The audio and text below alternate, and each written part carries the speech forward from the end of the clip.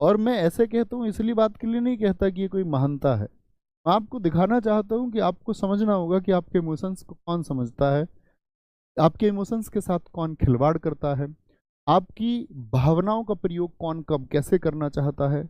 यदि आप नहीं समझेंगे, क्योंकि मैंने देखा है बच्चे बड़े भावुक होते हैं, जैसे कि ह्यूमन इंटेंशन भी है, उसके बारे में प्लीज 30 सेकंड सुनना।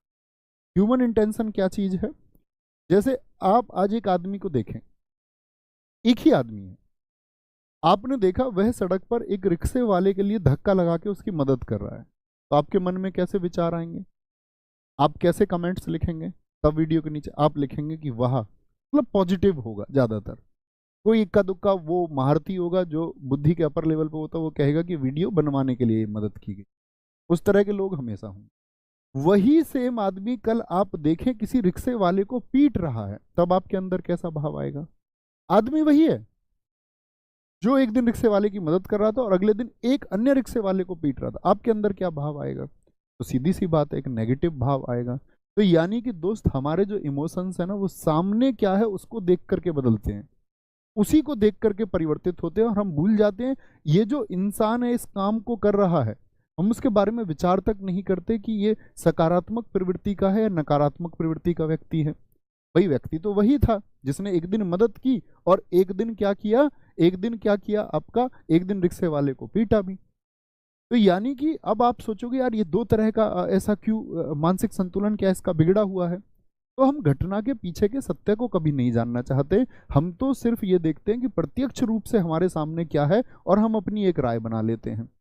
मैंने आपसे पहले भी कहा था, जो पुराने छात्र होंगे, मैंने आप लोगों से पहले भी कहा कि मुझे इस संसार में डर, भय, मृत्यु आदि किसी भी चीज का मेरे अंदर कोई भय नहीं है। कौन मेरे बारे में गलत सोचेगा सही सोचेगा उसका कोई भय मुझे नहीं है। मुझे किसी प्रकार के रिश्ते बहुत ज़्यादा नहीं बनाने हैं कि मैं बहुत सारे रिश्ते बनाऊं कि मेरे संबंध खराब हो जाएंगे। कुछ एजुकेशन के बारे में कि लोग कुछ गलत तरीके से क्या प्रयोग करें उसके बारे में कहने से मुझे कोई गुरेज नहीं है, क्योंकि मैं ये जानता हूं कि मैं उस तरह के कृत्यों में शामिल नहीं हूं। तो मैं स्पष्टता से कह सकता हूं, जैसे लोग कहते हैं भैया हाइप क्रिएट करो, वहां जाओ। अब मैं नाम भी नहीं लूंगा कुछ प्लेटफॉर्म्स के, कह रहे कि वहां वहां जाओ। मेरे पास आज से 1 साल पहले से मेल पड़े हुए हैं स्थानों के। मेरा काम वो नहीं है भाई। देखो मैं जो करता हूँ आपके सामने मैं पढ़ा रहा हूँ, जो बात मुझे करनी है मैं आपसे स्पष्ट तरीके से कर सकता हूँ, क्योंकि मैं ये मानता हूँ कि ये मेरी फैमिली है, भाई बहन है।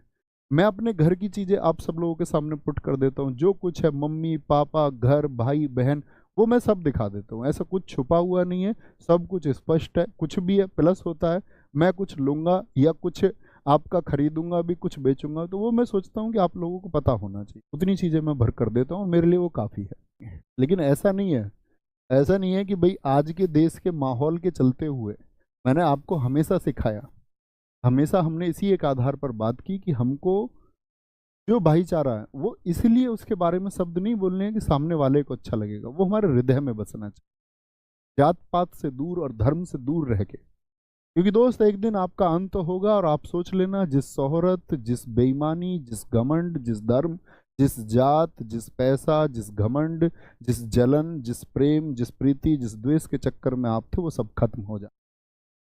इसीलिए ये आपका चुनाव होगा कि आप किसी पॉलिटिकल पार्टी के एजेंडे पर, या किसी भड़काऊ व्यक्ति के एजेंडे पर, या आप अपनी एक डेवलप सोच के साथ में चीज देखते और सोच, ठीक है?